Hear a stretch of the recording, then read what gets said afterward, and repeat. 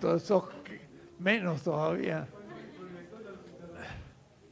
Bueno, estamos todavía sin una almohada donde poner la cabeza, pero es mejor así que tener una mala almohada.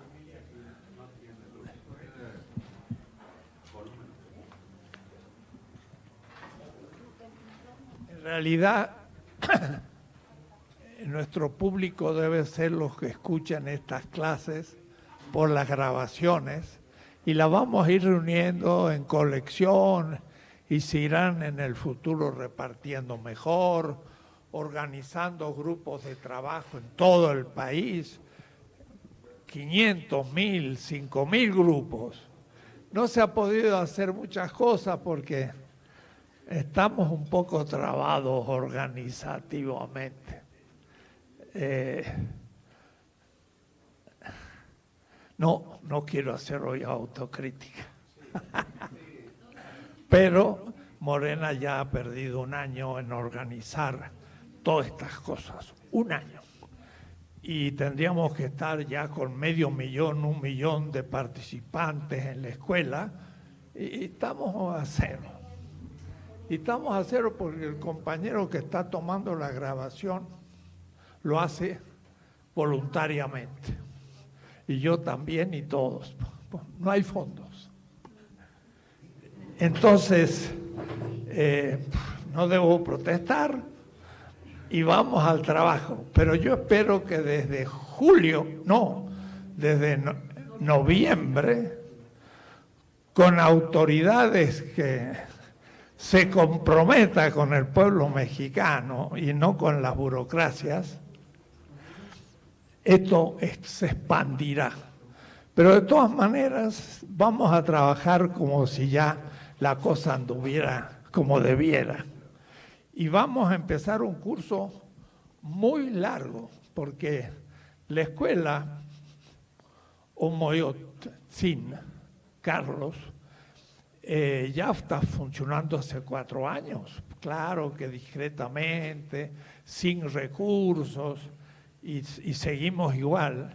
Espero que ya desde noviembre en adelante podamos empezar a organizar las cosas como debieran. Una escuela de cuadros de un partido que está en el gobierno, en una nación, y no la situación que nos encontramos.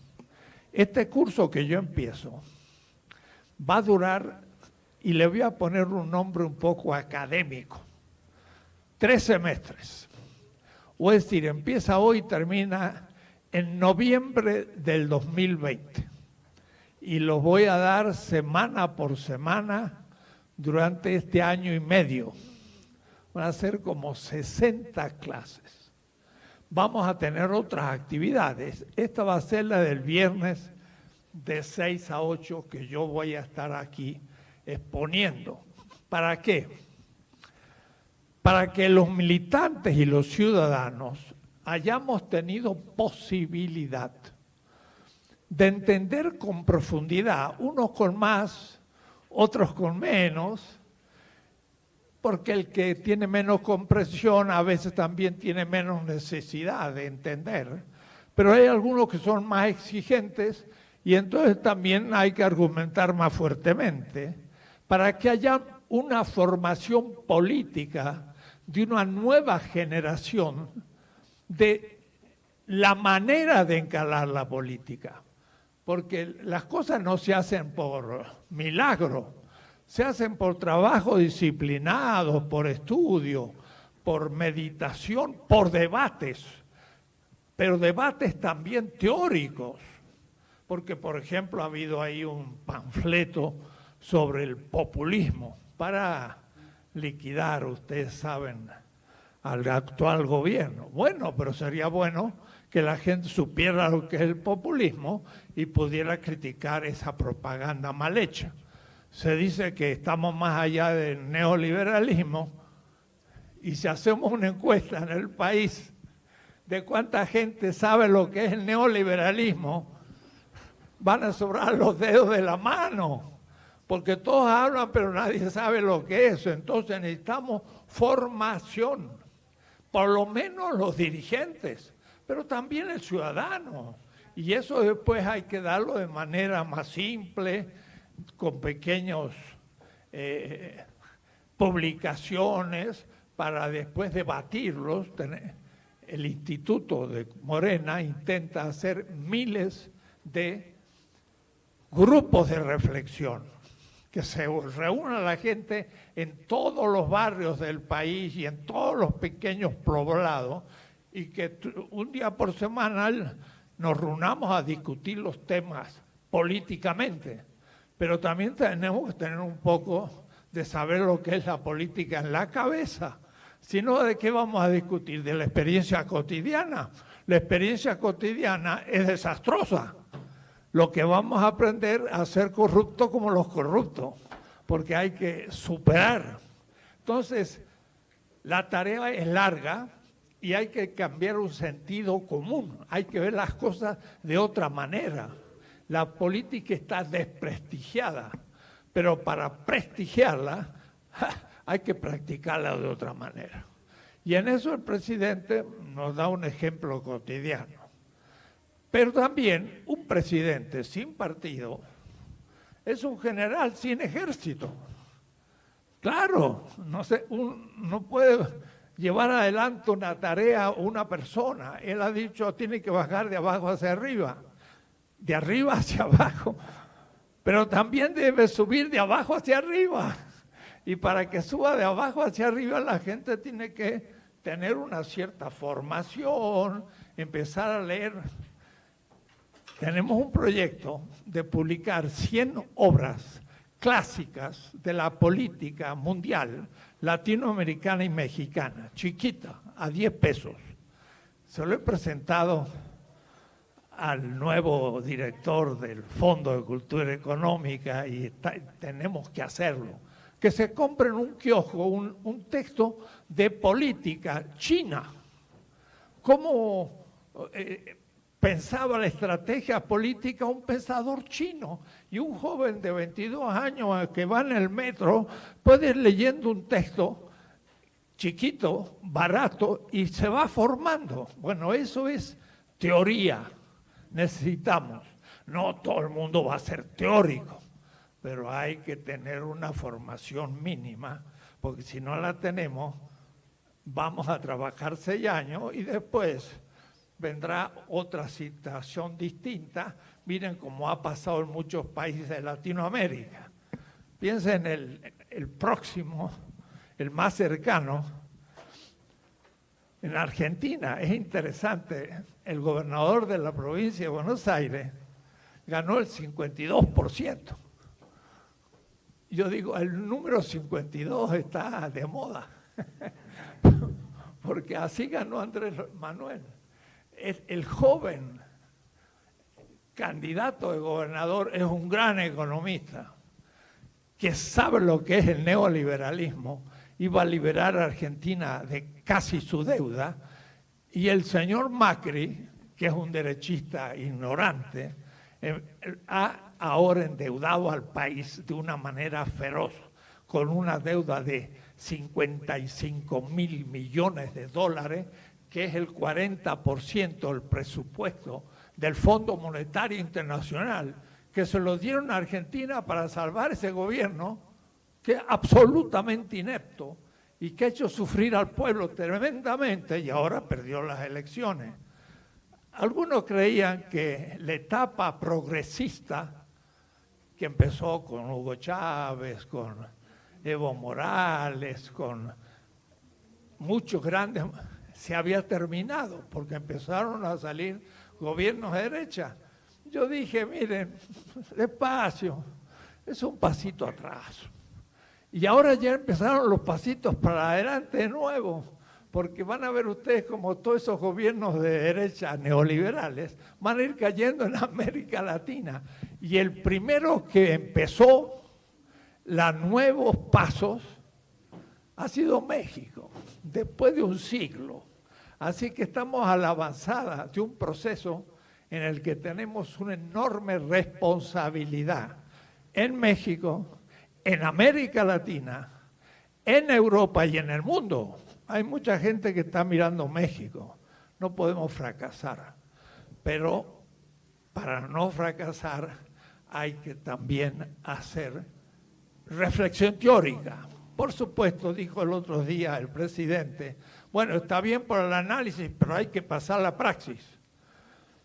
Bueno, hay que pasar la praxis y volver al análisis y volver a la praxis, porque con la praxis solo tampoco funciona, porque podemos cometer graves errores. Entonces, no hago más prólogos. Lo que voy a hablar es materiales para una teoría política, y le puse en grande para América Latina, pero va a ser México la que voy a estar tratando en cada clase, porque México ahora se ha vuelto un poco un ejemplo latinoamericano.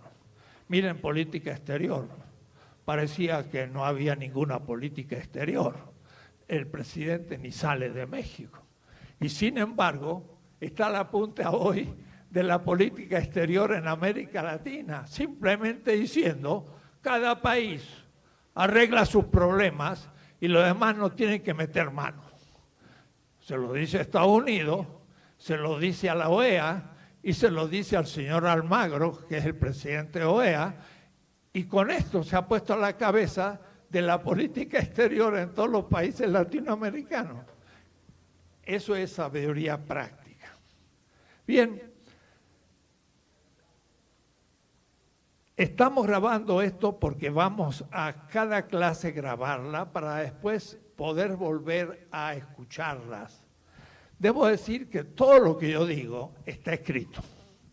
Entonces pueden sacar apuntes para tener ideas, pero el que quiera profundizar puede leer algunos libros más fáciles y algunos más difíciles. Los más difíciles para los intelectuales y los más fáciles para los militantes que tienen que estar viviendo la cotidianidad. Así que no voy a hablar de libros, sino voy a los contenidos. Quiero una primera distinción hacer antes de empezar el tema. En política hay problemas a corto plazo, a mediano plazo y a largo plazo. Y yo voy a ser un poquito así, bien sincero, sin pelos en la lengua. Voy a hablar lo que pienso.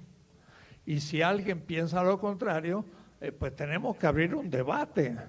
Tenemos una revista o una publicación Regeneración, pero tenemos que tener más publicaciones para que haya un debate entre los miembros de Morena. Un partido sin discusión interna está muerto. Y ningún partido ha tenido una historia de discusión interna. Cuando ustedes escucharon que el PRI haya tenido una discusión interna teórica, nunca. Eran recibir consignas y cumplir cosas. Pero nadie dijo, estoy en desacuerdo dando argumentos en favor del partido y estando en contra de otro. Hay que abrir un debate. Entonces, una cosa es a corto plazo. Hay cosas que se pueden y deben hacer a corto plazo. Pero hay otras que deben estar a largo plazo. Y cuando digo largo plazo, pueden ser 3 decenios, y no se asusten, un siglo. Largo plazo. Y entonces, muchas veces el debate en la llamada izquierda, que mucho no significa nada, otros hablan de progresistas, pero también el progreso es una categoría a poner en cuestión. Entonces, progresista, ¿qué significa? Unos están más comprometidos con el pueblo oprimido y otros están más comprometidos con los opresores. Eso sí, eso es una distinción de fondo. Algunos piensan que tenemos que tener un nuevo tipo de sociedad a largo plazo. Pero a veces quieren hacer largo plazo ahora. Voy a poner nombre. Hay un movimiento que es éticamente ejemplar. Y si hablamos de ética y política, es ejemplar. Se llama el zapatismo. Miren de los que voy a hablar. A ver, ¿quiénes de nosotros somos capaces de meternos en la Sierra de la Candona, vivir con la gente, comer con ellos todos los días durante 20 años? No es tan fácil. Y sin embargo, esa gente, nuestros pueblos originarios, han vivido en estas tierras de hace más de 20.000 años. Ya inventaron la agricultura en este valle de México hace 7.000 años, uno de los primeros puntos en la historia universal. Nuestros pueblos originarios tienen gran sabiduría. Hay mucho que aprender. Y entonces ellos pueden por ahí tener el ideal de que los que no son indígenas y campesinos, sino urbanos, los tomen en consideración. Y entonces, desde ese tipo de vida, se puede pensar un proyecto. Un proyecto, cuidado, que esto voy a necesitar 1 año y medio de ir explicando. Miren, un proyecto que no sea moderno. Porque todos dicen hay que modernización, y Carlos Salinas de Gortari dijo, ahora nos vamos a modernizar y pasar a un país del primer mundo. ¿Y es bueno modernizarse?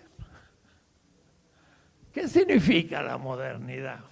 No lo voy a explicar en este curso, ni siquiera en el 1 año y medio. Pero yo les aseguro que la modernidad ha hecho descubrimientos fenomenales. Uno va en avión, uno tiene una gran lucha contra ciertas enfermedades y se cura, ha cambiado la vida. Pero cuidado, la modernidad es individualista, perdió la comunidad. La modernidad ha pensado en explotar la naturaleza y se ha olvidado que somos nosotros un producto de la naturaleza. Todos nosotros, y los científicos, cuidado, no los indígenas, podemos con precisión decir que la naturaleza es nuestra madre. ¿Por qué? Porque hace 3.500 millones de años, escriban la cifra, 3.000 y le agregan 6 ceros, surgió la vida en la Tierra. Y esa Tierra fue evolucionando la vida, los vegetales produjeron flores hace 400 millones de años y surgieron los insectos. Después existieron los animales, pero primero eran de los mares y no de la tierra terrestre. Y en fin, ustedes saben la evolución de la vida. Hace 70 millones de años cayó un aerolito en la Tierra, la cubrió durante años en las tinieblas, se acostó la vegetación, los dinosaurios no tuvieron comida y desaparecieron los dinosaurios. Y un bichito de 30 centímetros que vivía en los bosques, y por eso los dinosaurios no se lo comieron, y que comía hormigas porque era nocturno, era un mamífero del cual salieron los primates y nosotros hace 70 millones de años. ¿Quién nos creó? La naturaleza. La naturaleza. ¿No es ella nuestra madre? Y bien, la modernidad ha hecho descubrimientos fantásticos, tecnología muy desarrollada, pero siempre hizo conocer el descubrimiento y no los efectos negativos.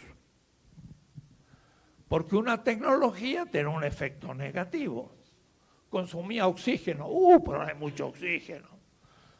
Y entonces, pues, hay petróleo, podemos explotar mucho petróleo, es infinito.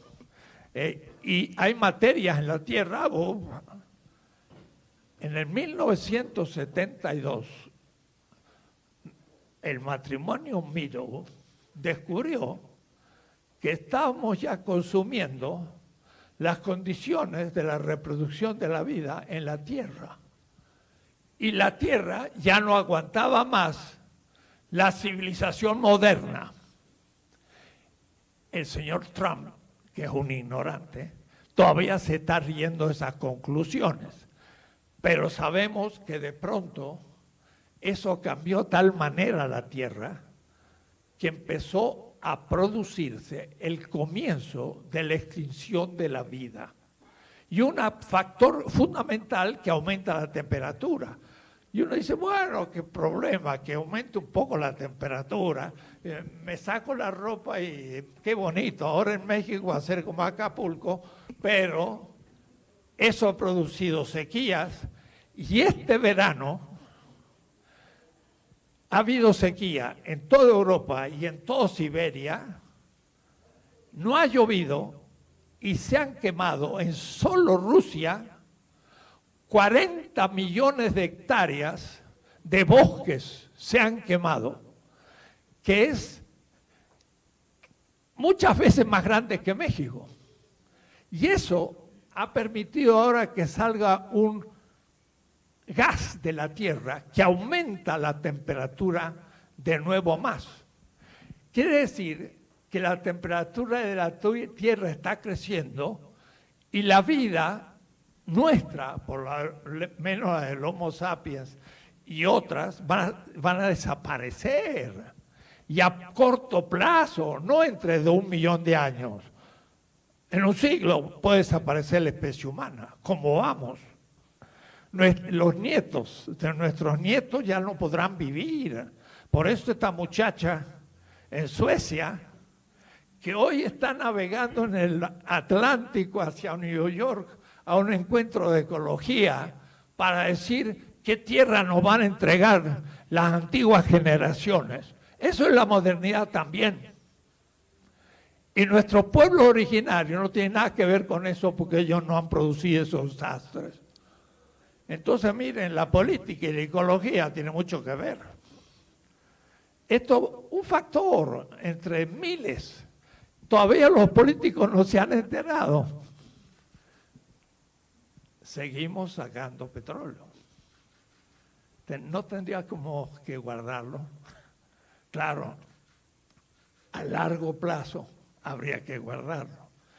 A corto plazo quizás nos permita mejorar las condiciones. Entonces, a largo plazo tenemos ciertos problemas, tales como la superación del capitalismo, la superación de la modernidad, la superación de la política liberal, muchas cosas. Pero no son siempre posibles a corto plazo, mañana. Y entonces exigir a un gobierno que a corto plazo cumpla el largo plazo es pedirle algo imposible. Y la política es de lo posible con principios éticos. Vamos a ver qué significa eso. El zapatismo tiene razón. Hay que preservar la reproducción de la vida. Pero cuidado, estuvo en contra de las elecciones. Yo he dado conferencias en Chiapas y me criticaron de electoralista, de querer ganar una elección, perder tiempo. Si el Estado es una institución de dominación, hay que disolverlo a largo plazo. Pero a corto plazo y durante un siglo o más, tendremos que cambiar el Estado y utilizarlo en favor de la gente. Entonces, miren la política. Muchas de las contradicciones son porque hay una cierta izquierda extrema, anarquista, de los jóvenes muchas veces, que quiere ahora hacer la revolución. Y es posible.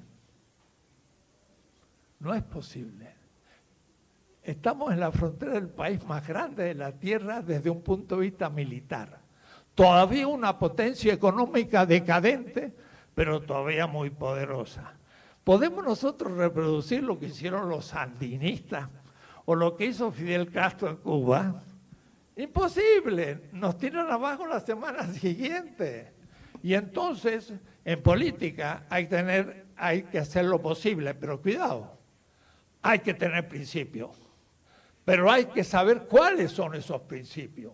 Se habla de la ética, vamos a ver cuáles son esos principios. No son los habituales, ni son los que se meten en los textos obligatorios y gratuitos en la escuela. Porque está bien que repartamos los libros, pero lo que dice son eurocéntricos, colonialistas, capitalistas, y tenemos que reformar los textos de estudio de los niños, no solo repartir libros para que lean, hay que ver qué es lo que lean. Entonces, a largo plazo hay muchas cosas que hacer y estaremos con los más idealistas y generosos. A corto plazo, hay ciertas cosas que se pueden hacer para abrir espacio a cosas más profundas. Entonces usted es reformista. Como decía Rosa Luxemburgo, del cual cumplimos un siglo de su asesinato en Berlín. El otro día he estado en Alemania y pasé cerca de donde la asesinaron a Rosa Luxemburgo, en Berlín. ¿Reforma o revolución? No, Rosa. Hay reforma, transformación o revolución. No es reforma o revolución. Los socialdemócratas son reformistas porque al fin aceptan el sistema. Los revolucionarios dicen, vamos a empezar todo nuevo. En la primera clase, y me estoy pasando en introducciones y no empiezo la primera clase, pero no ha llevado tanto tiempo, por suerte, porque había trabajado un texto de Lenin para mostrar lo que estoy diciendo. Marx dice, de lo que se trata es de una transformación. Cuando la revolución todavía no es posible, y la revolución puede ser posible quizá dentro de un siglo, y moriremos antes, es posible transformaciones en profundidad que irán creando las condiciones de transformaciones más profundas. El reformista es el que cambia algo para que quede lo mismo. Socialdemócrata. El que transforma empieza a cambiar cosas de fondo sin todavía cambiar toda la estructura, porque no tiene capacidad, porque la coyuntura histórica se lo impide. Entonces, este curso de 1 año y medio va a ser también las razones que yo tengo para estar con Morena. Pero va a durar 1 año y medio. Y he enviado a la imprenta un tomo, que va a ser el 3er tomo de una política de la liberación en América Latina, que son 1500 páginas. Ahí están todas las razones que tengo para admitir a Morena.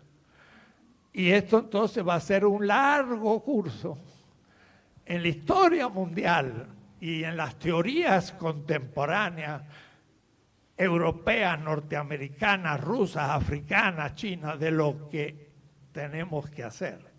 Hay que tener paciencia. Los jóvenes espero tengan paciencia porque tienen todavía años por delante.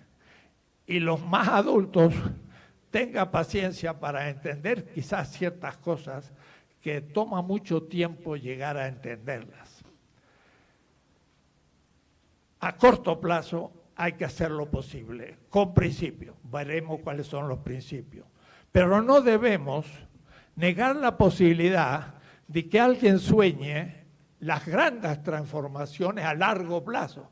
Pero hay que pedirle que no impida eso. O es decir, no se puede decir es un descerebrado porque se propone hacer un tren. Cuidado, un tren puede ser necesario, pero quizás sí haya que hacerla con mucha intervención que los pueblos originarios, que deben estar en los comités de organización, que quizás no están, sino los capitalistas que van a hacer el tren. Entonces, hay que corregir un poquito. Hay que decir, vamos a hacer el tren, pero como les convenga a los indígenas. Y les puede convenir haciendo un tren ecológico que no destruye el medio, pero que te permita un cierto crecimiento de la vida y no un progreso dominador capitalista. Estoy eligiendo las palabras. Si ustedes después le escuchan, verán lo que dije. Bien, esto para decir, la situación actual es la de un espacio posible de gran transformación en México, que será más profundo si el pueblo entiende la situación en que se encuentra y colabora en ese proceso, pero también con suma generosidad. No solo pensando en el interés individual consumista del sentido común capitalista y neoliberal, porque un buen amigo brasileño dice, Lula sacó a 70 millones de gente de la pobreza y sin embargo votaron después por este animal que tiene. ¿Cómo el pueblo votó por esto? ¿Cómo votó por Macri? Quiere decir que hay que formar al pueblo, pero no deja ese pueblo que apoya un proceso progresista o popular, no critica un modo moderno de consumismo que es capitalista.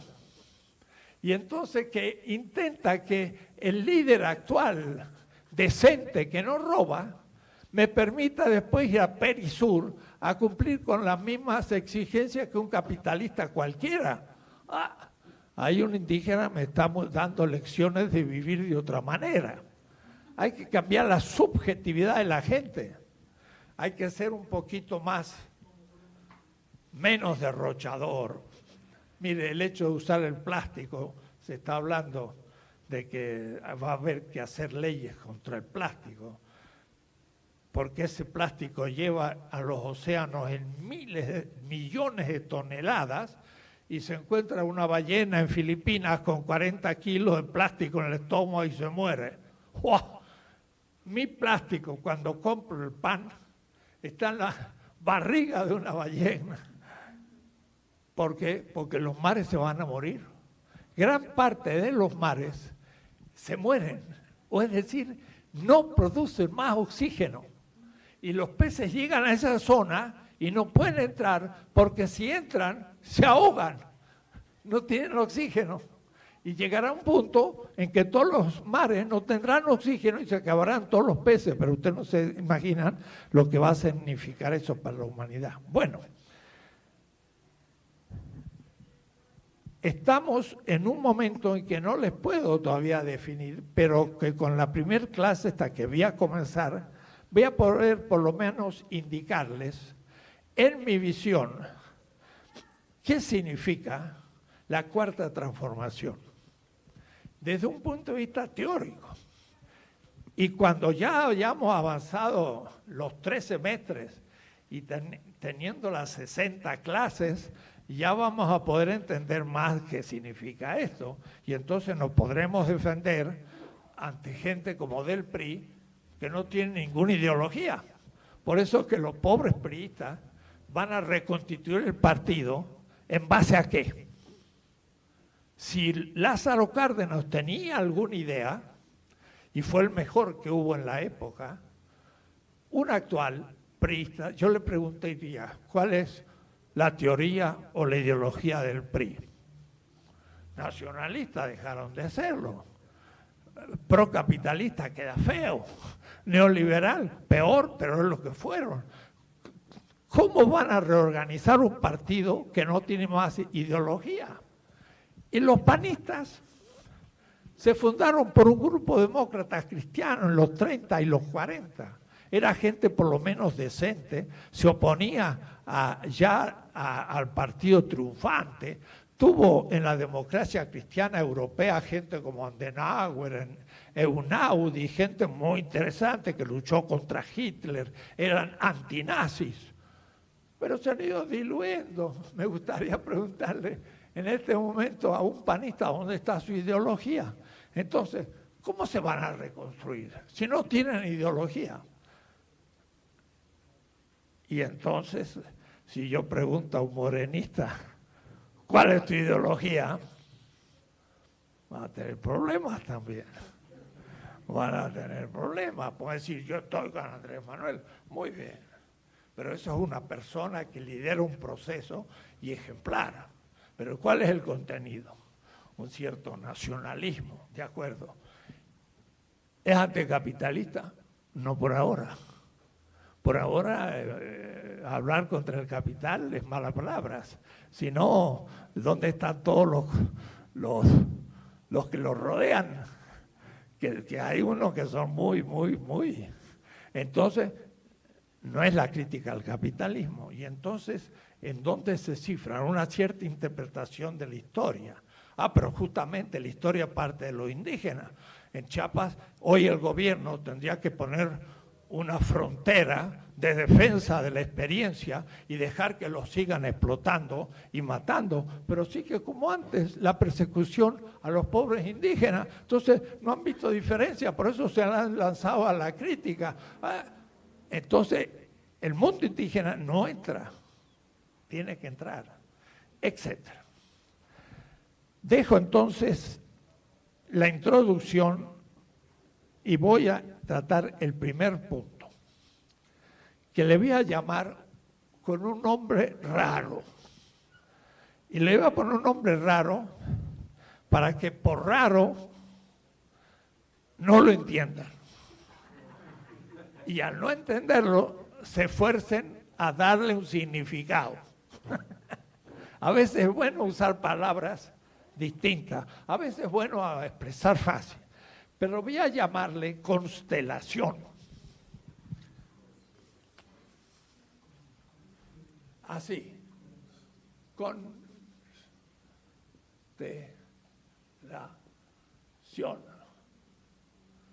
Esta es una palabra que tiene que ver con las estrellas. Es la constelación de cuál o es decir, un conglomerado que se refiere sistemáticamente a algo. Es una totalidad. Es una palabra usada por un autor. Voy a nombrar pocos autores, pero este es muy significativo. Se llama Walter Benjamin. Es un pensador alemán.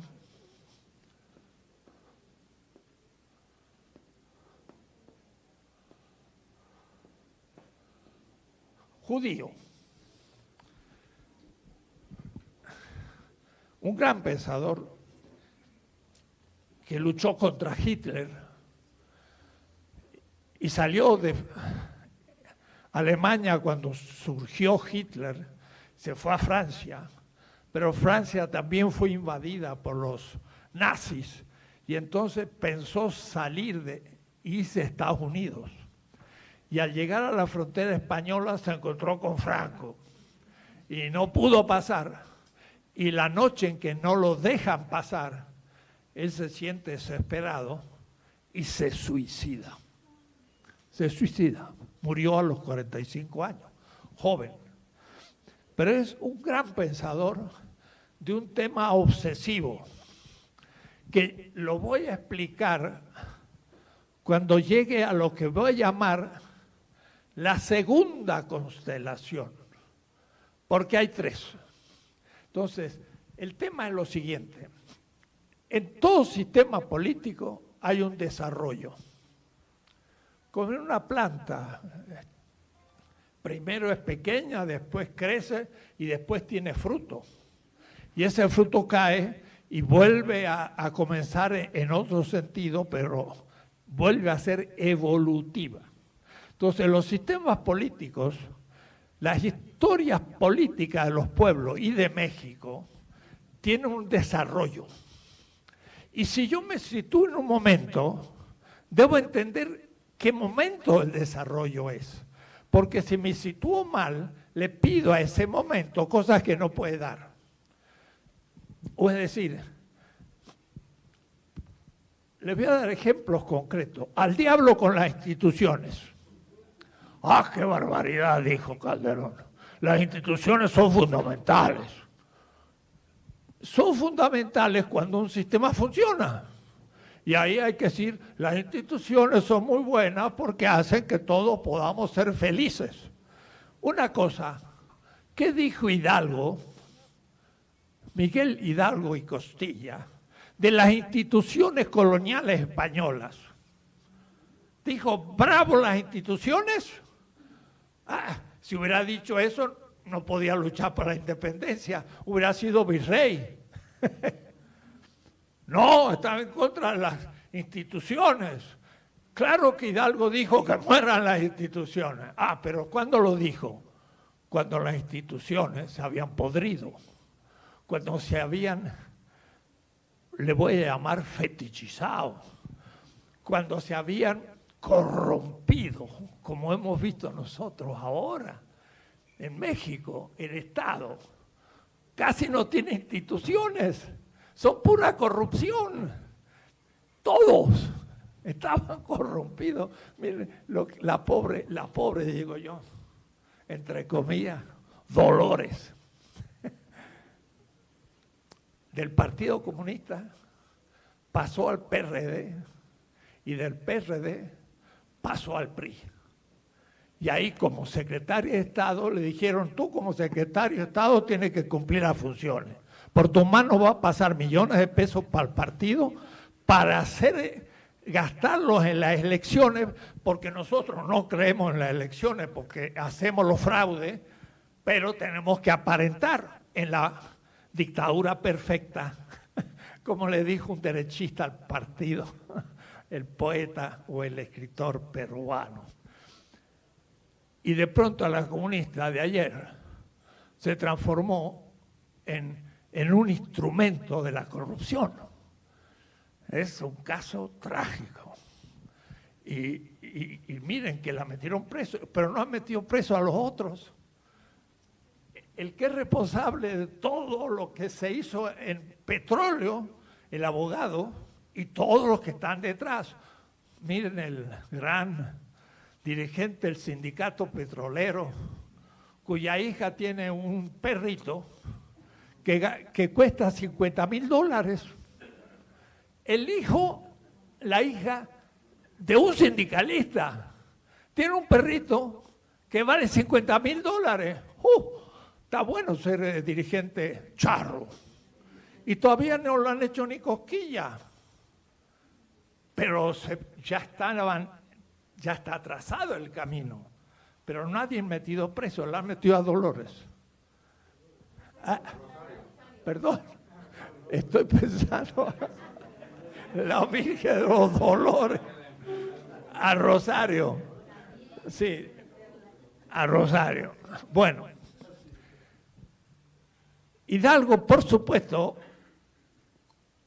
como el que se levanta ante las instituciones para liberarse de instituciones de dominación, destruyó las instituciones del virreinato. Mejor, no logró hacer todavía y lo mataron. México tiene una de las glorias muy pocas de la historia mundial, donde un héroe fundador muere y su cabeza es puesta para que todos se asusten de imitarlo. No hay casi otro país en el mundo. Somos un país ejemplar. Diciendo que estaba en Alemania, efectivamente, una ciudad de Münster, donde en una catedral hay una jaula. Ahí ponían los cadáveres de los campesinos que se levantaban contra los señores feudales. Y yo vi esa jaula, dije, ¡acha! Era como Hidalgo, el que le pusieron la cabeza para que todos tuvieran miedo de alguien que dijo, maldita las instituciones injustas. Pero él, por supuesto, sabía que después había que construir las nuevas. Ese es el tema. ¿Dónde estoy? En un sistema que funciona, entonces las instituciones hay que apoyarlas y hay que hacerlas crecer. Se han corrompido, me toca ahora la tarea, y ese es el tema de Benjamín, toda su vida lo pensó, es me tengo que oponer al sistema, aunque se me vaya la vida. Y son los grandes militantes anarquistas del siglo XIX en México, sindicalistas que lucharon contra la opresión en México, que murieron fracasados porque no lograron la revolución, y si no más bien fueron aplastados, mire Cabaña y cuánta gente. Entonces, segundo constelación. Pero luego hay que construir la nueva sistema, y eso es lo más difícil, construir un nuevo sistema. Y esa va a ser la tercera constelación. Primer semestre voy a hablar de cómo se constituye un sistema político. Y ahí hay enorme cantidad de problemas que hay que aclararse. ¿Qué significa la praxis política? ¿Qué son las instituciones? ¿Qué son los principios morales o éticos o de la política? Y cómo funciona el sistema en su legitimidad, en su legalidad. Explicar cómo funciona un sistema político. Por ejemplo, Estados Unidos, hasta 1945, era un sistema que funcionaba. Lo fundaron, tuvieron suerte, tenían un enorme territorio. Los que ocuparon las primeras tierras en Estados Unidos no fueron conquistadores, eran pobres campesinos ingleses que estaban contra el rey, que tenían un sentido comunitario, que trabajaron la tierra, claro, expulsaron a los indígenas, pero no los pudieron hacer trabajar porque no había agricultores allá en las colonias inglesas. No, cuidado, después colonia, primero no fue ni colonia, fueron colonos contra el rey. Quiere decir que la gente, cuando elegían un sheriff, lo elegían ellos, no el rey. Entonces era gente muy interesante, trabajaba la tierra, y cuando se les rompía la pala, tenían que tener una tierra, mejor pala. Y claro, cuando llegó la revolución industrial, ellos hicieron la mejor pala y la mejor arma, y se la dieron a Santa Anna, que compraba armas, pero ellos no compraban, las hacían. O decir, era gente más honesta y más organizada que los nuestros, porque nuestras élites llegaron a tierras de agricultores, dominaron a los indígenas, nunca trabajaron con sus tierras, la clase dominadora, y cuando se les rompía una pala, que la arregle el indígena que trabaja la hacienda, pero no le interesaba a él. Cuando llegó la revolución industrial, no le hicieron. Y entonces fueron colonia. Y Estados Unidos creció y nosotros desaparecimos la historia. No por un hado de Dios, sino por ser colonia y tener una élite colonialista que está acostumbrada a recibir órdenes de otros países. Un japonés no recibe orden de nadie, nunca fue colonia. Un chino no recibió órdenes de nadie, nunca fue colonia. Los norteamericanos fueron eventualmente colonia, pero eran más fuertes que Inglaterra, y cuando se liberaron, superaron a Inglaterra. Nosotros fuimos gobernados desde Cortés hasta hoy por una élite colonialista. Ese es nuestro signo histórico. Bueno, esto para decir que entonces Estados Unidos yo lo puedo tomar como el ejemplo de un sistema que, mal que bien, ha funcionado. Y a eso le voy a llamar la primera constelación. Y voy a explicar cómo se constituye un sistema político a todos los niveles y cómo se entiende eso. Entonces, yo lo voy a representar de esta manera. Hay un sistema político vigente, dado.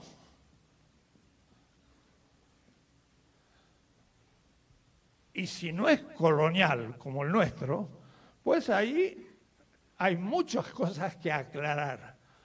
¿Qué es un sistema? ¿Qué es la praxis política? ¿Qué significa el poder político?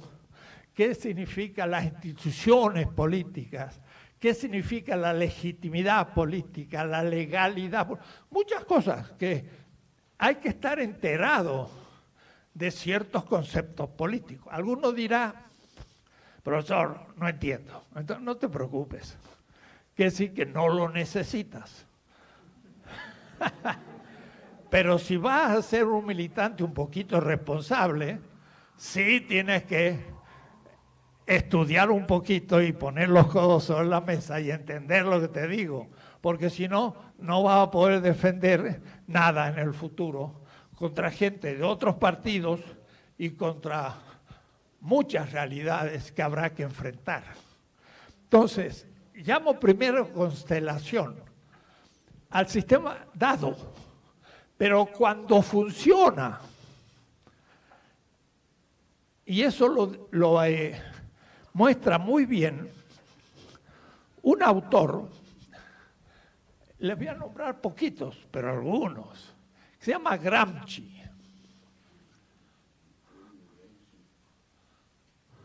S.C.I., Gramsci. Era un gran pensador del Partido Comunista Italiano. Desde ya les puedo decir que yo conozco Marx a fondo. O decir, sería yo un marxista en serio. Pero como soy en serio, hoy no se puede seguir lo que pensaba Marx en México. Hay que verlo de otra manera.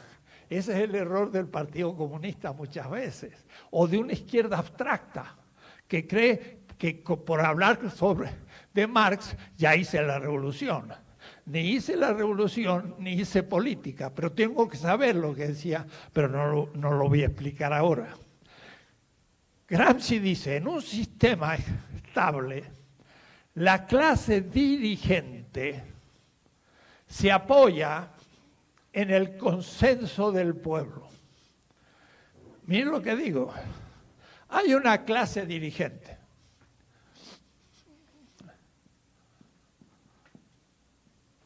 Pero se apoya en el consenso del pueblo. O es decir, la gente está aceptablemente de acuerdo con el grupo gobernante. Y aún no solo gobernante, aún puede ser capitalista, pero un capitalista creativo, donde el obrero puede tener lugar, que no fue en Estados Unidos. Pero digo, porque Estados Unidos declaró la independencia ya en 1776 y algunos teóricos como Hannah Arendt dice, uy, fue una constitución de la libertad. Libres eran 500.000 blancos y había 700.000 esclavos. Así que se olvidó de los 700.000, que era la mayoría, que eran esclavos, que no eran libres ni eran nada, ni eran ciudadanos. Se olvida nuestra gran filósofa, muy tenida en cuenta. Pero la clase dirigente tiene un apoyo porque está cumpliendo con la función. Pero entra en crisis cuando el pueblo dominado no aguanta más la situación porque está siendo explotado. Y para mí, el sujeto de la teoría que voy a explicar no es el ciudadano individual abstracto, liberal, es el pueblo. Y vamos a tener que explicar qué es pueblo y cómo ese concepto no es populista, pero es popular y es un concepto colectivo. Y lo contrario es el individualismo liberal moderno, que es el que se tiene como progresista muchas veces. Entonces, no, vamos a tener que reformular todo. Cuando ese pueblo sufre, es el sufrimiento, el dolor en la carnalidad, van a ver usted lo que significa la carnalidad y el sufrimiento en la política. Es el tener hambre, es el no poder vivir, el no tener vestido, no tener casa, no tener cultura. Y es muy tradicional. Hace 5.000 años, mire, yo no soy muy, ¿qué diría yo? A la moda, sino que me gusta crear la moda, pero no seguir ninguna. Yo me apoyo en un pensamiento que tiene al menos 5.000 años de existencia. En Egipto había pirámides. Esas pirámides eran tumbas. Era la tumba del faraón. Tumba, miren qué tumba más lujosa, que después de 5.000 años no la han podido tirar. Están ahí. Y metían al faraón abajo. Y entonces escribían en los muros de los lugares hasta llegar a la tumba textos. Y esos textos se recolectan y se llaman los textos del sarcófago, el texto de las pirámides. Y entre esos textos hay uno que los antropólogos lo le llaman el libro de los muertos, capítulo 125, en donde Osiris, un dios de los egipcios, un dios mítico, una invención del sentido de la vida. Como los indígenas tenían también mitos que le daban sentido a la vida. Y ustedes dirán, los mitos están en contra de la ciencia.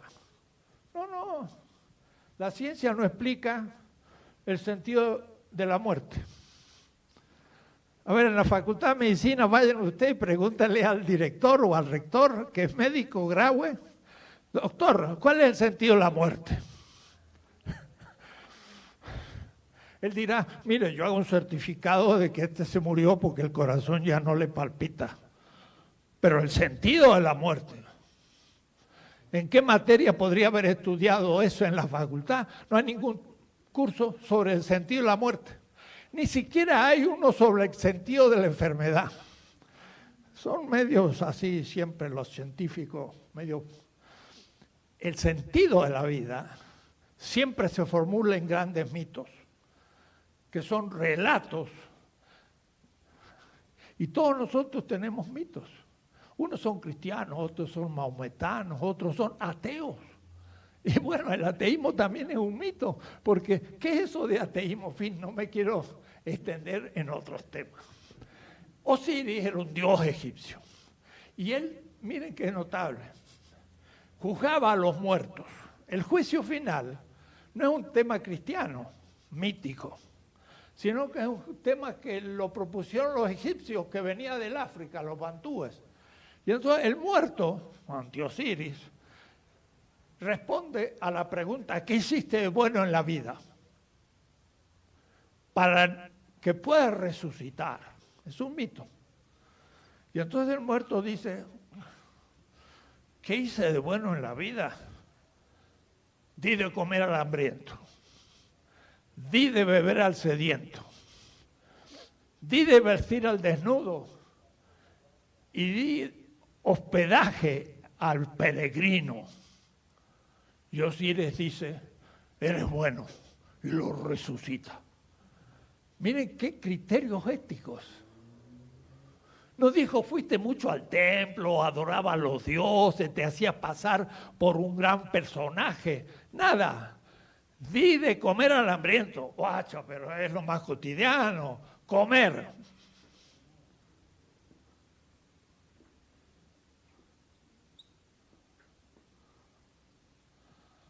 Mire, el 99% de la política es dar de comer. La gente se muere de hambre. ¿Por qué? Porque vive. Y para vivir hay que comer. Es lo primero. Científicamente lo sabe el de la Facultad de Medicina, pero nunca lo ha pensado. Quiere decir que lo más bueno que puede haber, y estoy hablando de ética, es dar de comer al hambriento.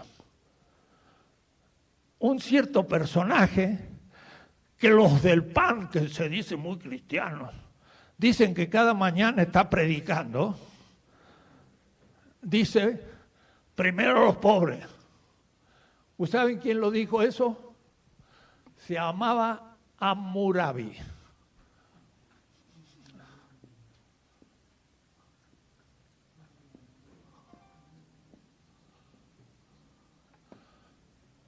¿Dónde vivía? Babilonia, a 50 kilómetros de Bagdad, hace 3.600 años.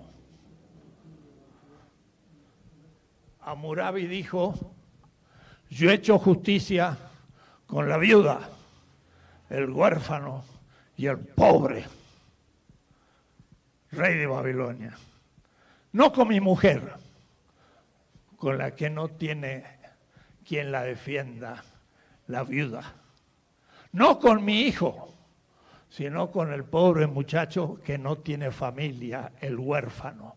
No con los ricos que ya se defienden, con el pobre.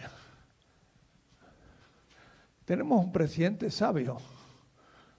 Se funda en una tradición de 3.600 años de la Mesopotamia.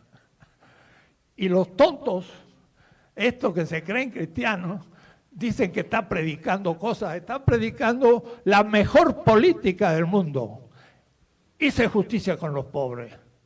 De eso se trata la política y eso es la ética. Van a ver ustedes cosas muy extrañas, y no habituales lo que estoy diciendo, pero latinoamericanos. Esto lo entiende el pueblo, porque he hablado en todos los países latinoamericanos y de las clases más lindas que he tenido en mi vida era en el barrio de San Miguelito de Panamá, con 500 participantes, todos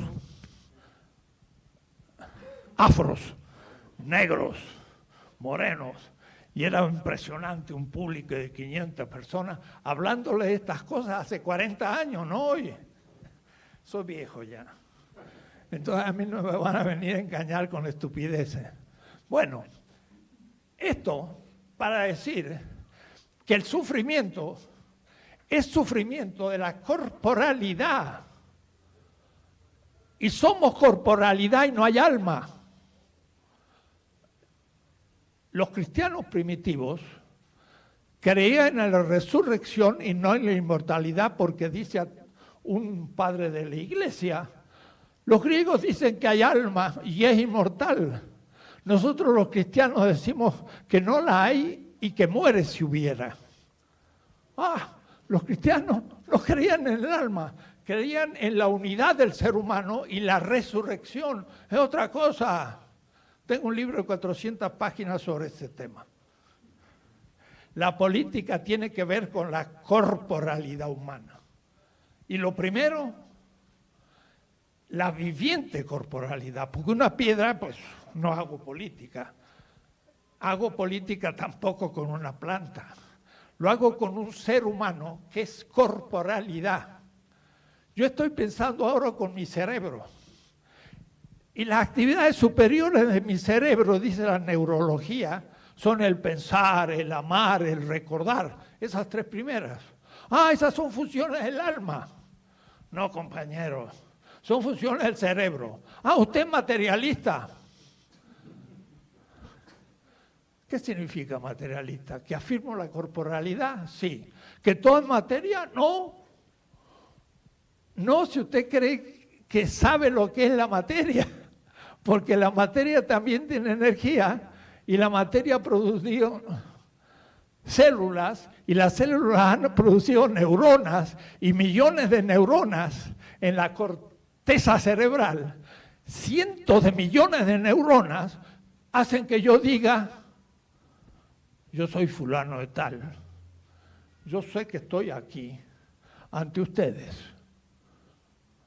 Miren la materia, logra decir todo eso.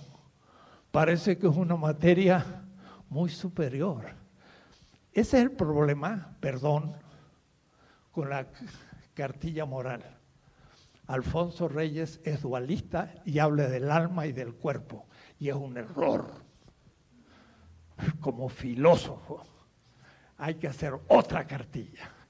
Repartimos una primera, trabajemos y después de 6 años repartamos otra. Pero no sirve. Pero habla de ética, sí, pero ¿de qué ética? Bueno, no entro en tema. El sufrimiento del pueblo es el arranque de la segunda constelación. La segunda constelación no es la primera, sino la segunda.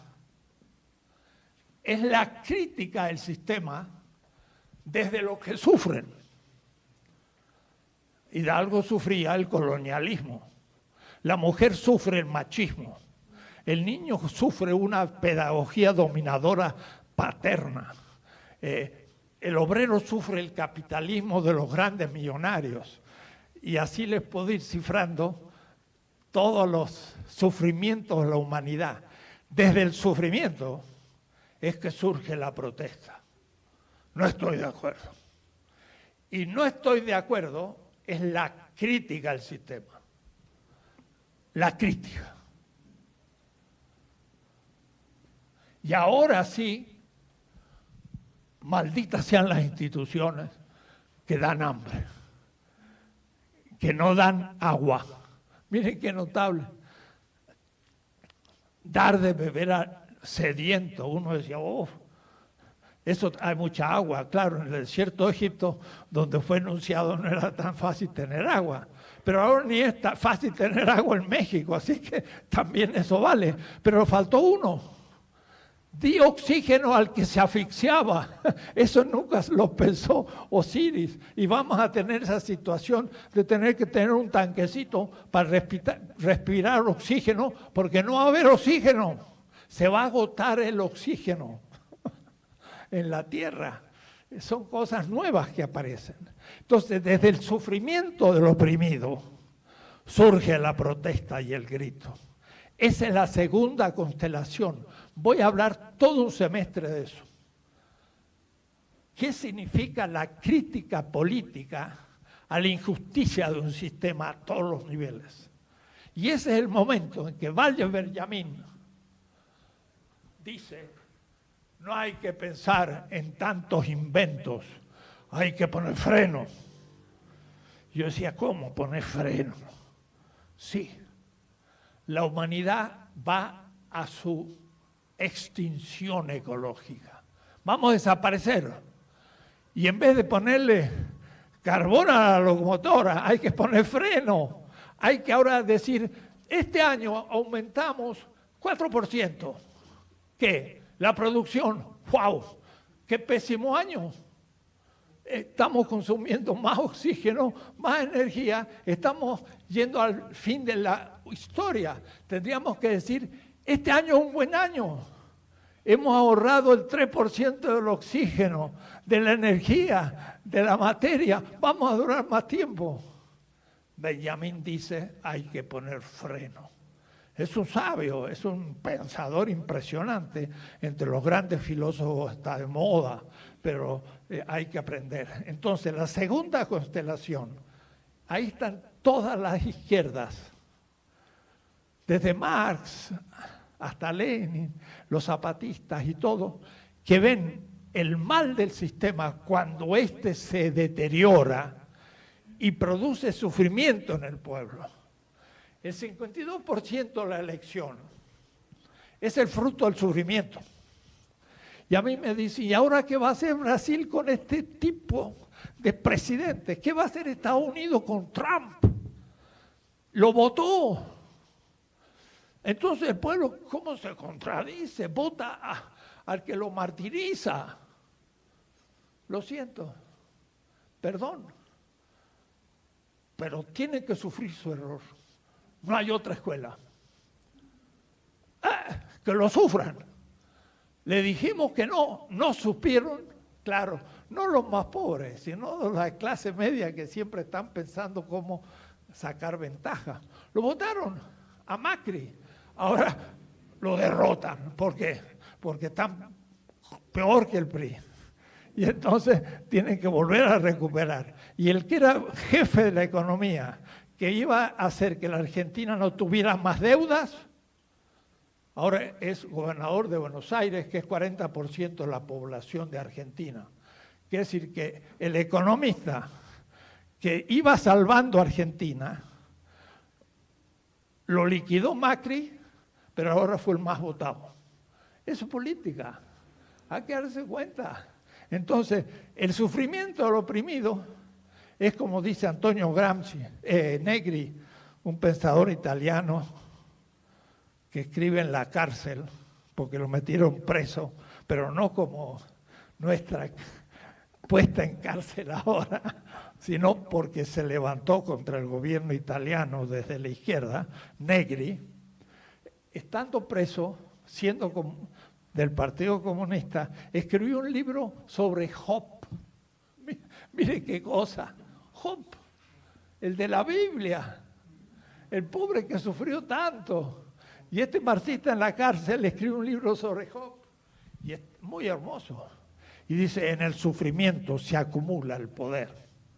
O es decir, en el sufrimiento es que uno va haciéndose poderoso, como crítica al sistema. Entonces, esto sí es parte de mi política y de la política que debe entender el pueblo hoy. La crítica y la autocrítica. No el que aplaude al líder es un gran ciudadano. Es más ciudadano el que dice, con todo respeto y en favor del movimiento, creo que esto no es correcto.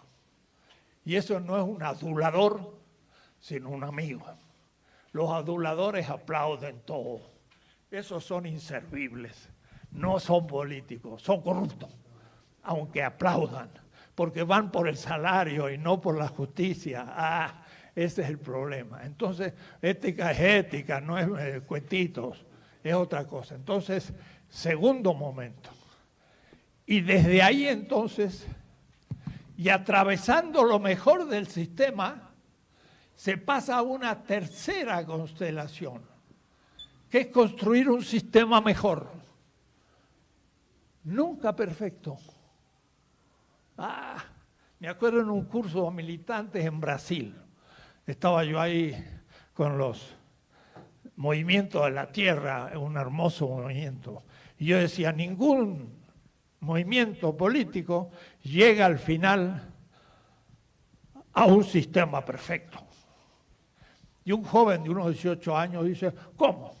Entonces vamos a luchar para un sistema que va a llegar a ser imperfecto y que también va a haber que volver a luchar contra él.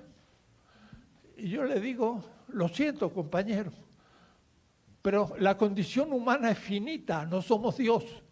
Nunca vamos a hacer un sistema perfecto, lo haremos mejor. Y por lo tanto, nunca en ningún acto dejaremos de cumplir algún tipo de injusticia.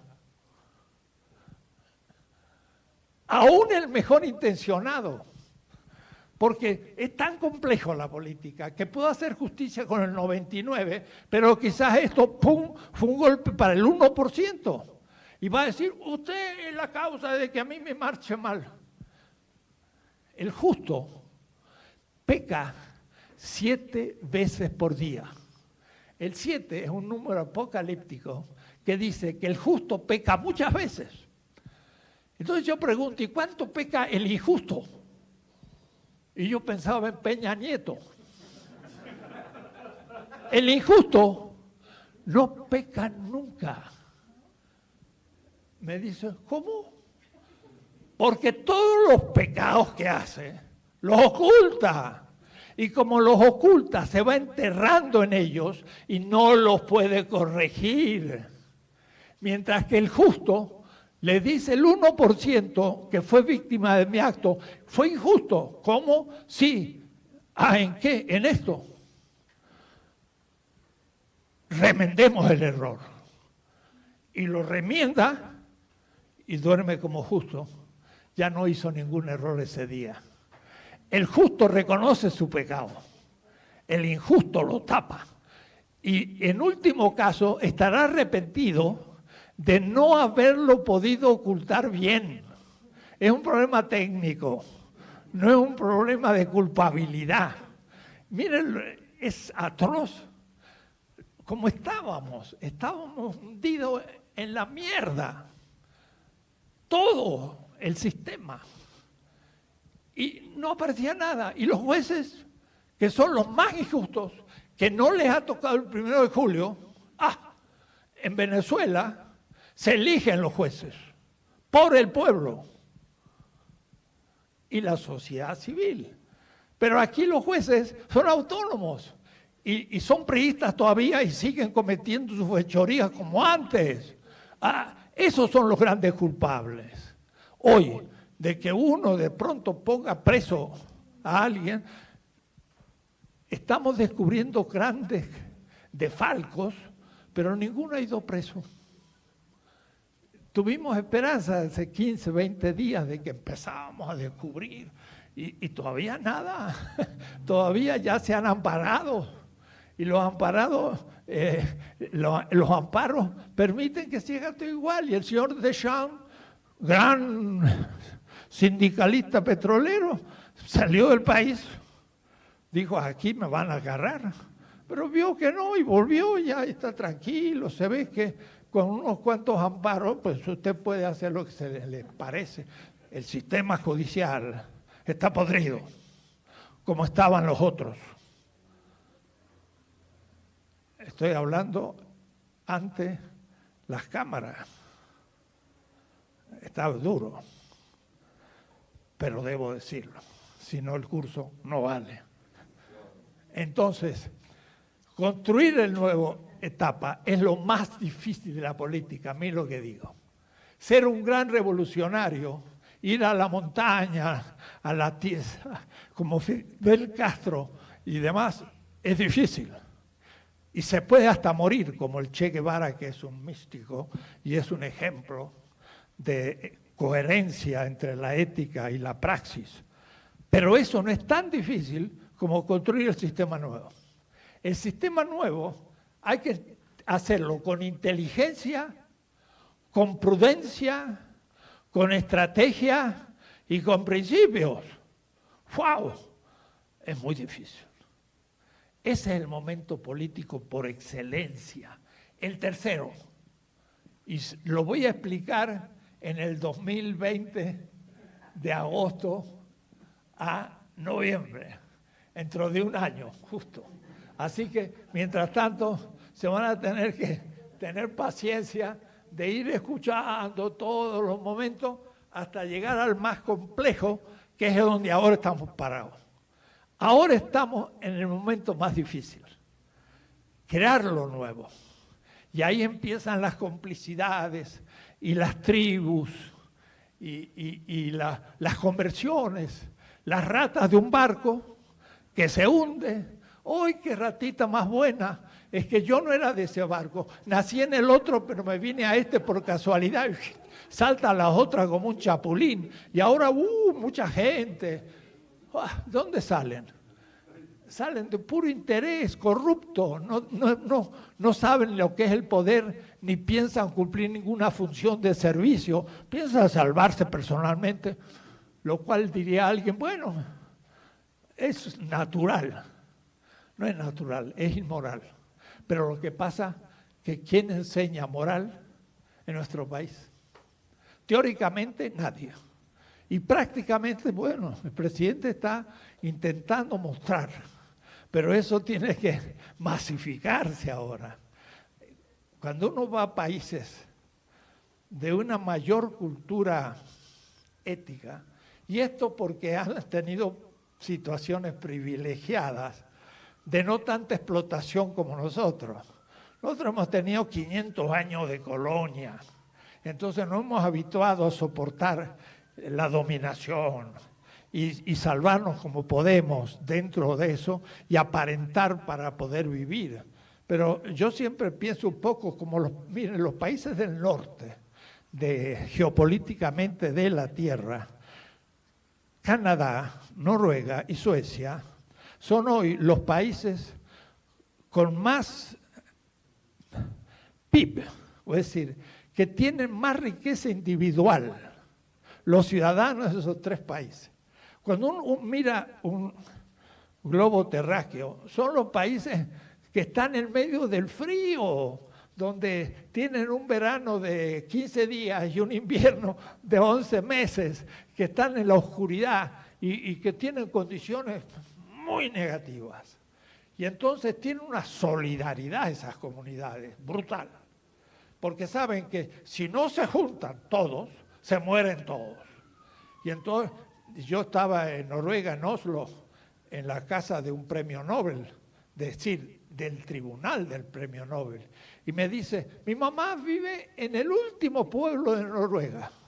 Y hoy estaba mirando un globo terráqueo y estaba ya en las partes polares, ¿no? Y la mamá dice, a mí no me interesa venir a Oslo, al sur. Yo estoy muy feliz en el norte, que tiene algunos días por año y una noche perpetua, porque está casi en el polo norte. Esa gente tiene una solidaridad total. ¿Por qué? Porque o nos salvamos todos o nos hundimos todos, porque las condiciones son difíciles. Mientras que nosotros vivimos en paraísos que parecieran que son positivos, pero que permiten pensar de otra manera.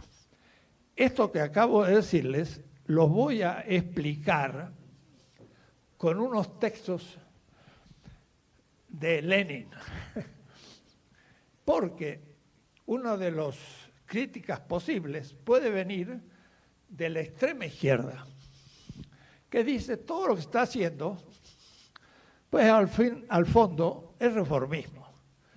Esto es una especie de extractivismo neoliberal disfrazado. Y cuidado, algo de eso puede tener. Entonces cuando critica a un enemigo, algo de verdad tiene, y por eso usa esos argumentos que la gente entiende.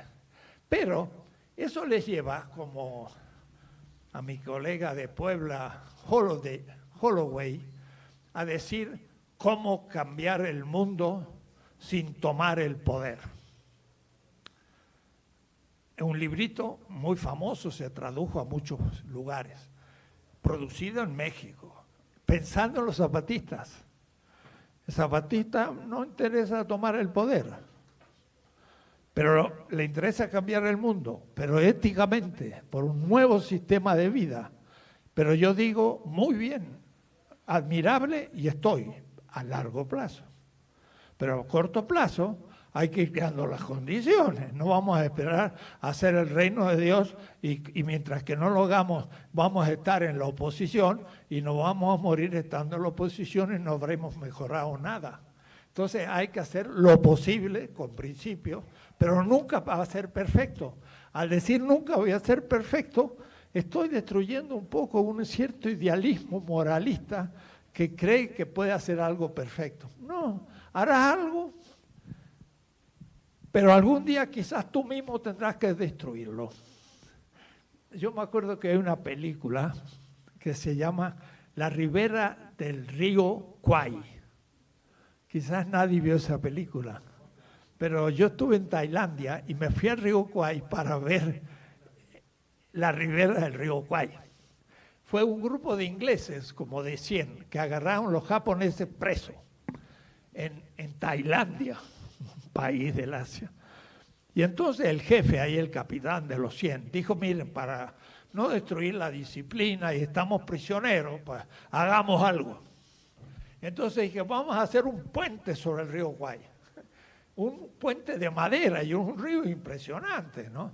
Entonces, se pusieron a trabajar, se levantaban temprano, cortaban los árboles, fueron haciendo un puente y eso los mantuvo en forma, disciplinados, no se dejaron destruir.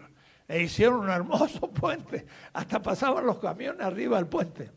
Un día les llega una noticia y dice, miren, los japoneses van a pasar por ahí y nos interesa que no pasen. Hay que destruir el puente. Hemos hecho el puente 4 años y ahora nos dicen que lo destruyamos. ¿Cómo puede ser? Y lo destruyeron, porque era mejor destruido que hecho.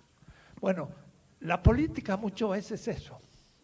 Uno hace una obra, pero la obra, en realidad más importante, es el temple y la experiencia que los que hacen esa obra adquieren, subjetiva y colectivamente, más que la obra misma.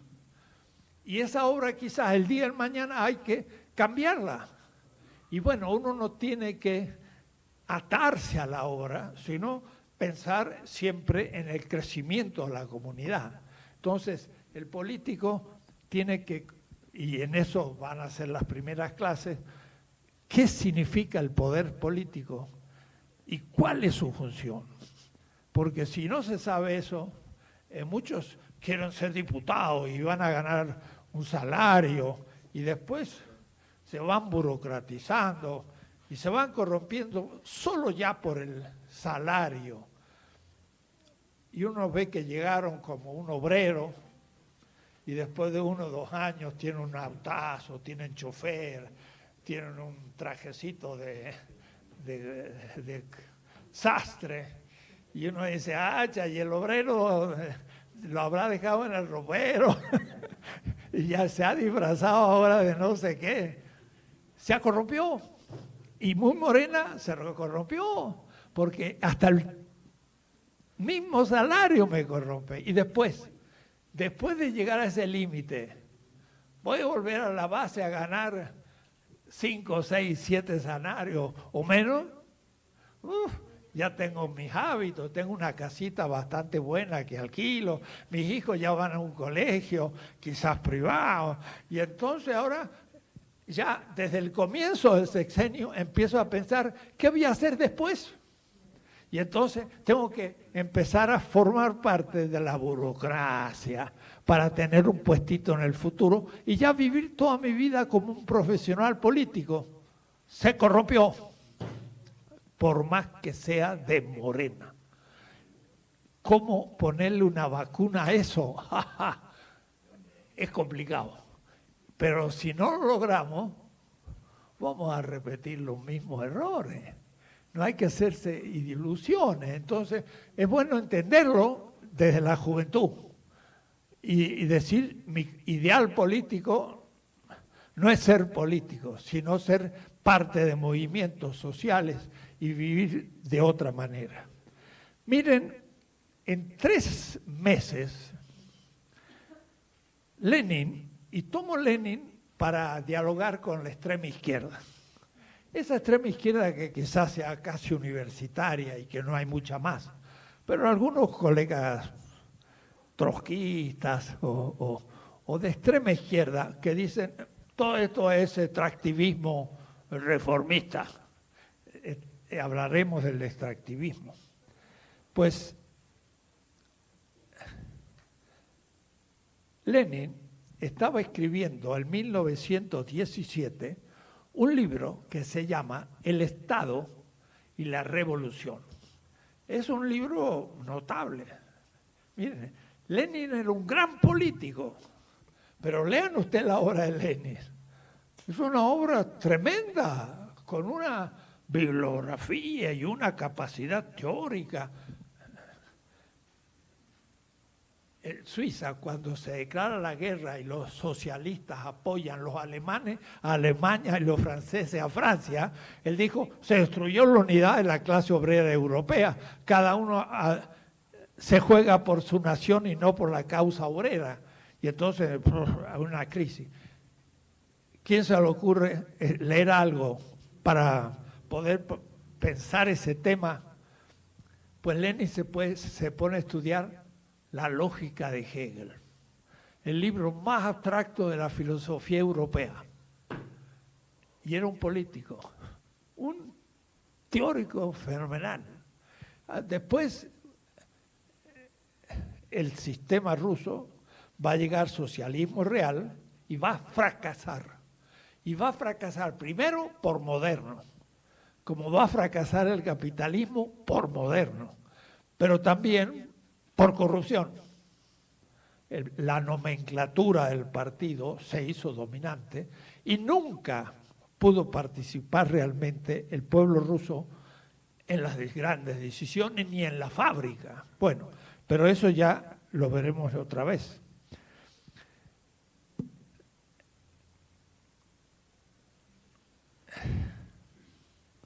Estaba escribiendo El Estado y la Revolución cuando empezó a crecer en el 17 el proceso obrero campesino en Rusia, y entonces miren qué notable, abandonó de escribir el libro Estado y la Revolución y hizo la revolución. Eso es un ejemplo fenomenal. Hizo la teoría y luego la praxis y hizo la revolución. Y tenía criterios muy claros. Había trabajado mucho la teoría. Y entonces, claro, los bolcheviques era un grupo minoritario, y los bolcheviques eran más bien socialdemócratas, y los bolcheviques pensaban entrar en negociaciones con el zar y todo, y en cambio Lenin dijo, es el momento y hay que apretar el acelerador, porque tenía una visión política enormemente desarrollada. Entonces, entra al proceso revolucionario en septiembre de 1917. El régimen dado, la constelación una era el zarismo, en principio capitalista, todavía muy incipiente, con un campesinado casi medieval, al cual tampoco el socialismo real llegó del todo a convencer por algunos errores teóricos. Y entre los errores teóricos fue el tema mítico religioso. El campesino era religioso. Y entonces, como la Iglesia ortodoxa estaba en contra del proceso, el marxismo se declaró ateo contra la opinión de Marx. Eso es una cosa importante, pero que no es el tema de hoy. Y entonces el socialismo cometió errores que después se van a acumular. El primer momento es el punto de partida, pero fue creciendo la revolución desde septiembre y en octubre se levanta San Petersburgo o Petrogrado, que después se va a llamar Leningrado, y los obreros toman la ciudad y empieza la revolución del 1917, el 25 de octubre. Entonces pasamos de la constelación del zarismo capitalista al momento crítico de la revolución. El momento 2, la constelación 2, no necesariamente revolucionaria, pero es crítica y es destructiva de las instituciones injustas de un sistema para dar lugar a otro nuevo sistema. Entonces, por eso hay 3 momentos y estaríamos en el segundo hoy. Podemos volver al primero de nuevo, porque esto no es necesario, uno puede volver. Pero ustedes van a ir teniendo idea, porque cambian las definiciones, la táctica, la estrategia y demás en cada una de las constelaciones. Y entonces, cuando está en la segunda constelación, Lenin, en octubre, pero la primera semana de octubre, escribe esto: el Estado se disolverá por sí mismo y desaparecerá. Eso es lo que Holloway, por ejemplo, en Puebla, dice: todas las instituciones son de dominación, hay que disolverlas. Es lo que piensa el anarquismo. Siendo el Estado una institución meramente transitoria que se utiliza en la lucha para someter por la violencia a los adversarios, es un absurdo hablar de un Estado libre del pueblo. Entonces, esa es la negación de las instituciones. Es el momento de la crítica, es el momento negativo de una positividad. Estoy hablando un poco a los hegelianos y a los marxistas, y por qué no a los Morena. lo dado es lo positivo y ahora se niega lo negado. Y por eso entonces dice disolver el Estado. Y algunos dicen, la cuestión es disolver al Estado para siempre. Por eso nosotros podríamos emplear siempre, en vez de la palabra Estado, la palabra comunidad. Una buena antigua palabra alemana que equivale a la palabra francesa commune, la commune de 1870. Y dice Lenin, la idea de Marx consiste en que la clase obrera debe destruir, romper la maquinaria estatal existente y no limitarse simplemente a apoderarse de ella. Esta sería la posición revolucionaria. Hoy no estamos en esa situación. Si yo tomara a Lenin exactamente, estaría en contra de Morena. Porque Morena no es un partido revolucionario, ni piensa destruir el Estado, ni romper con la maquinaria estatal, sino que ha ocupado el Estado. Y la objeción sería justamente meter vino nuevo en un odre viejo o una botella vieja. Es un texto del Evangelio que usa el presidente, pero se le podría volver como crítica. Usted ha usado la misma botella, entonces el vino se le va a podrir. Esto es lo que está diciendo Lenin en el segundo momento. Entonces, una política electoralera que usted quiere llegar por la elección al poder, el Lenin de la segunda constelación lo negaría y lo negaría toda la extrema izquierda. Y ahí los muchachos jóvenes de las universidades y otros están en esa línea y hay intelectuales que hablan. Esa es la segunda constelación.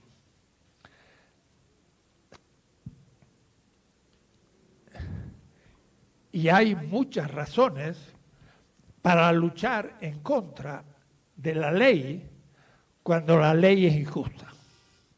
Y hoy hay autores muy importantes como Agamben, Zizek, yo no les voy a nombrar a los grandes pensadores europeos, norteamericanos y latinoamericanos que explican la crítica posible a la ley. Debo decir que además hay un autor que se le llama el apóstol Pablo de Tarso, por lo tanto es una cuestión religiosa. Pero ahora Agamben, gran profesor y filósofo en Italia, le dedica todo un libro y muestra que lo que Pablo hace es una crítica a la ley.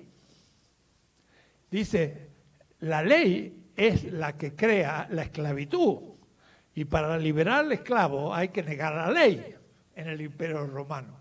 Y entonces el tal Pablo, que pasa por ser un teólogo y un cristiano, ya empezamos a considerarlo un gran filósofo, porque estaba en la segunda constelación de negación de la ley romana, que por ley tenía esclavitud.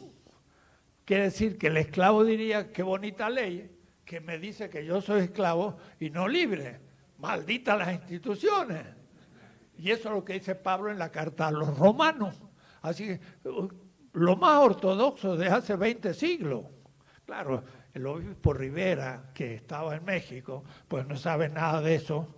Y yo siempre digo, no le daba ni para párroco, pero era un hombre del sistema.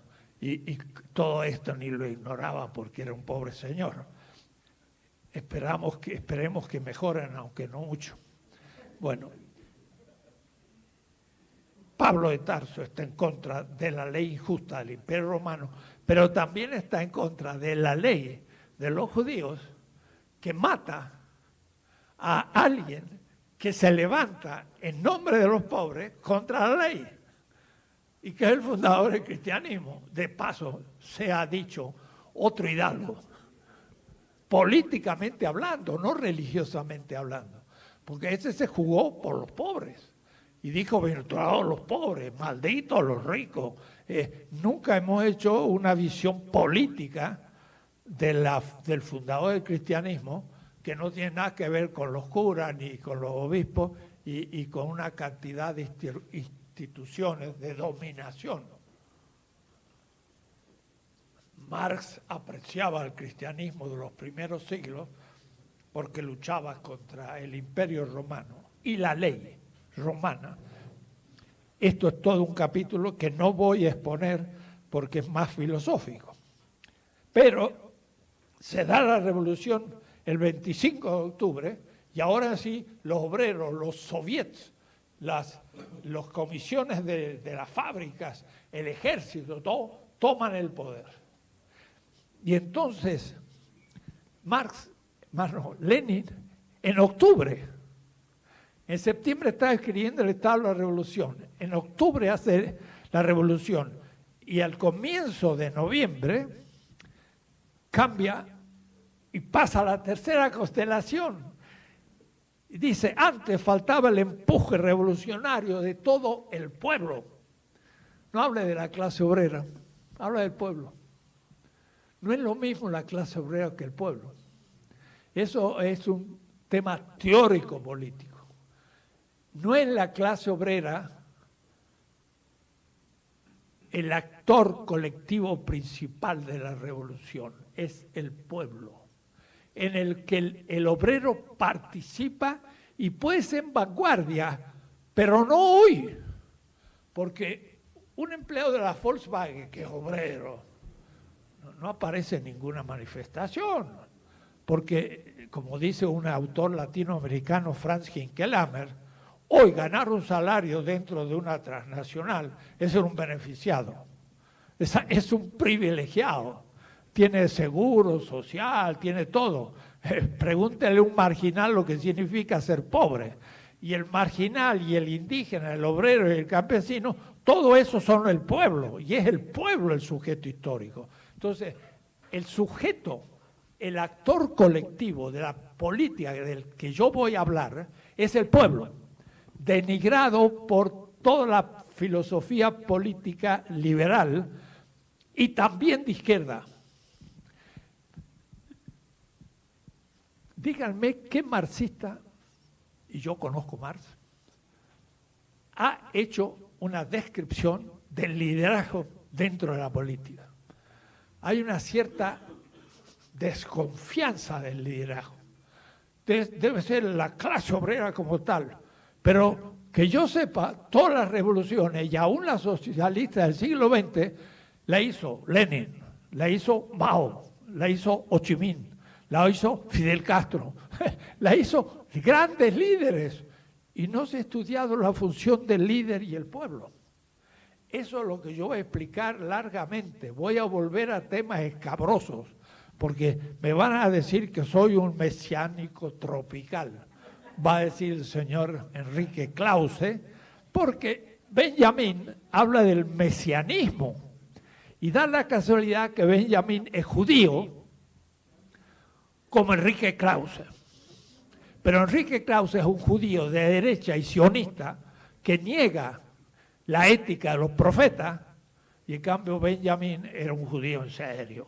Entonces, a mí nadie me ha criticado de antisemita porque hablo el hebreo, leo el hebreo, he estado en Israel 2 años, he trabajado de obrero, carpintero, en Nazaret y no soy judío. Pero lo hice en mi juventud, a mis 24, 25 años después del doctorado en filosofía, me transformé en un obrero en un grupo palestino en Nazaret. Creo que en los 20 siglos del cristianismo no ha habido otra persona que haya elegido ser 2 años carpintero, pero obrero, en la ciudad de Nazaret, un servidor. Entonces yo soy bien tradicionalista, por eso conozco mucho a Marx. Soy inclasificable. Entonces algunos marxistas me miran así raro porque no conocen Marx. Y otros me miran raro siendo cristiano porque tampoco conocen el cristianismo. Y tampoco conocen al pueblo latinoamericano, que es el que me interesa, que es pobre, y que es según las tradiciones ancestrales de los pueblos originarios, pero que también durante siglos rehicieron sus antiguos mitos desde un cierto tipo de cristianismo que el Estado mexicano también negó. Y ahí hay que también ver, porque una cosa es el Estado secular y otra el secularismo. Y por eso que actualmente López Obrador también en eso pues desconcierta un poco, porque tiene un aire religioso en algunas cosas. Lástima que sea evangélico. Eso es crítica. Pero hay que hacer crítica. Bueno, pero él la entendería. Y entonces en la tercera constelación, dice Lenin, pero en noviembre, nosotros creemos que la conciencia de las masas, no dice de los obreros, sino de las masas, es la que determina la fortaleza del Estado. ¿Cómo? Habíamos dicho que se había que disolver al Estado y ahora habla de nuevo del Estado. El Estado, es fuerte cuando las masas, que lo saben todo, pueden juzgarlo y hacer todo conscientemente. Esta revolución define como traición a la causa del proletariado, ahí habla del proletariado y no solo de la clase obrera, del todo intento de imponer a nuestro partido la renuncia al poder. Holloway dice que los zapatistas renuncian al poder. Y pareciera que renuncian.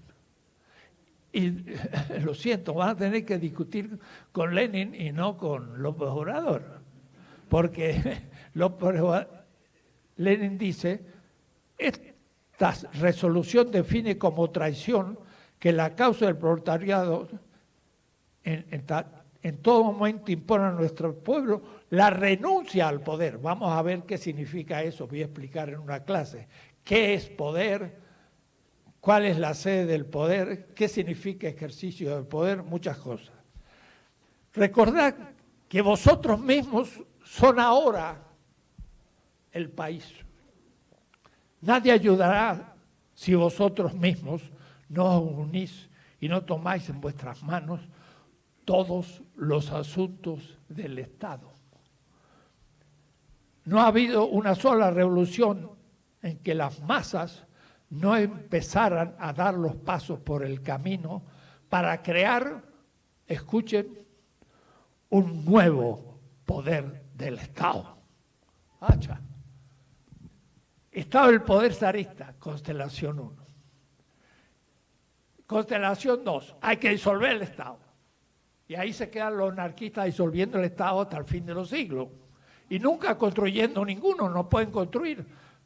El anarquista coherente no odia las instituciones, pero decir, vamos a reunirnos tal día, a tal hora, en tal esquina, es ya una institución. Entonces, un anarquista consecuente que ama, que odia las instituciones, tendría que decir, vamos a reunirnos en el futuro para hacer la revolución. Y se dispersan y no se encuentran nunca más. Porque no dijeron ni cuándo ni dónde.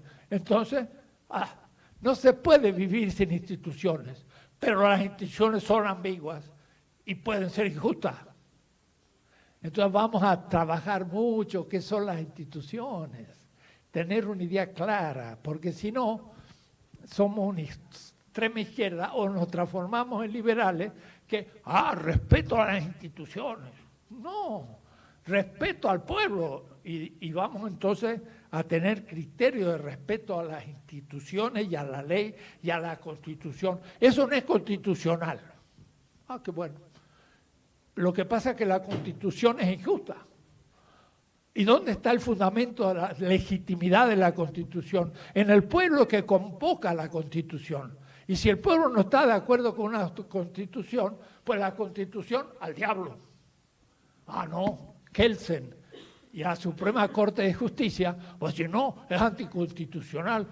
Hidalgo estaba según las leyes de India cumpliendo la Constitución. Pues no, porque en la Constitución era una colonia, y si quería liberarse de España, tenía que ir al diablo con las leyes de India. ¿Se entienden? Entonces, hay una diacronía. Dia significa a través de el tiempo, cronía. Algo puede ser hoy justo y transformarse mañana en injusto, porque han cambiado las condiciones. Y algo puede ser injusto, romper las instituciones porque se me ocurren, y transformarse en justicia, porque de pronto veo que era lo correcto y había que destruir las instituciones. Dice Marx, para nuestra extrema izquierda, los anarquistas no conocen el poder del Estado, en tanto que los socialistas somos partidarios del poder. Cuidado, no de cualquier poder, vamos a ver de qué poder. Todo poder del Estado es coerción. En eso voy a estar en contra de Lenin. Hay un tipo de poder que es servicio y no coacción. Y ahora mismo voy a decir lo siguiente. Mi gran amigo Álvaro García Linera, vicepresidente de Bolivia, le hemos pedido un capítulo para un libro que va a salir ahora, y usa esta terminología leninista y también weberiana. Weber es un autor alemán. Y habla justamente de la coacción. Y yo digo, es un error. El ejercicio del poder es coactivo cuando la élite dirigente se transforma en élite dominante y oprime al pueblo. Y eso es coerción. Pero si el grupo dirigente sirve al pueblo, no es coacción, es servicio. Y entonces estamos en contra de la teoría del Estado del marxismo tradicional. Todo. Desde Lenin hasta el Che Guevara. Lo siento. No es cualquier cosa lo que estoy diciendo. Van a ver ustedes cómo vamos a plantear el poder. ¿Qué significa el poder político? Porque si el poder es coacción y dominación, ningún gente decente puede ser político, porque todo voy a dominar a la gente. Ya lo voy a explicar. No, el poder no es coerción, es servicio. Voy a decir, yo soy el presidente municipal y tengo mi mesa y digo, he sido elegido presidente municipal. Uno dice, ¡pum!, yo soy el poder y usted respéteme. Ese es coacción. Otro abre la puerta del municipio, se sienta humildemente y viene la viejita y le dice, doña Celestina, ¿qué acontece? ¿En qué puedo servirle? Siéntese aquí, le da un beso y está al servicio del presidente municipal. Eso es poder. Ya vamos a plantear el tema. En Morena el poder es servicio. Y el presidente dijo que era poder obediencial. Lo tomó de mi política. Pero vamos a explicar a fondo lo que significa. Porque a veces quizás no somos tan obedientes como debiéramos.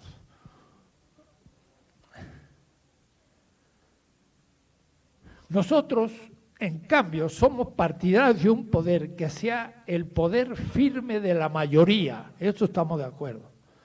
Nuestra tarea consiste en hacer una definición del nuevo tipo soviético de Estado.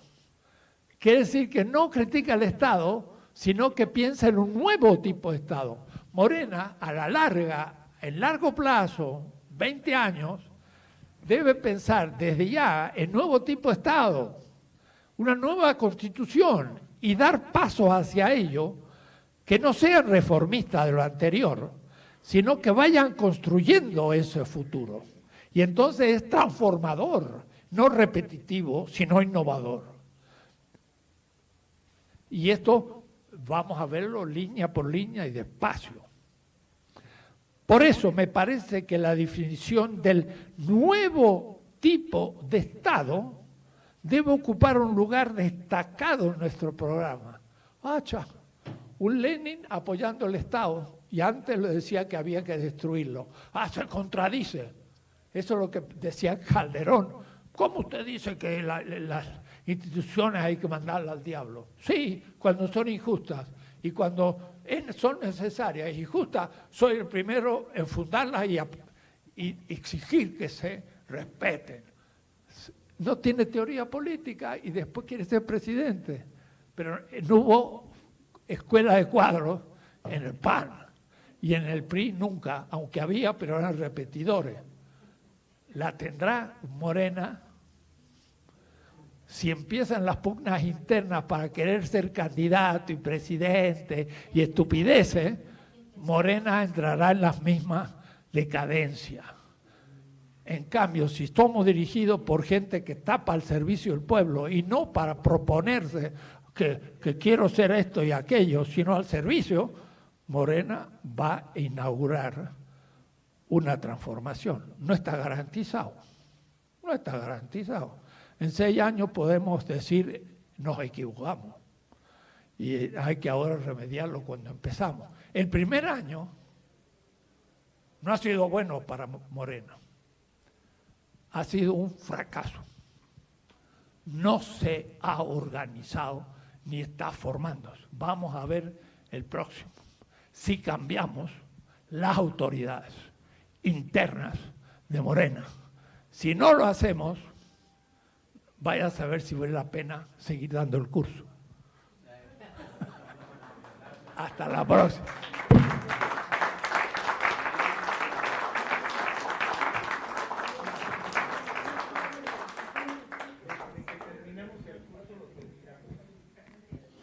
Muchas gracias, les agradecemos. Continuamos el próximo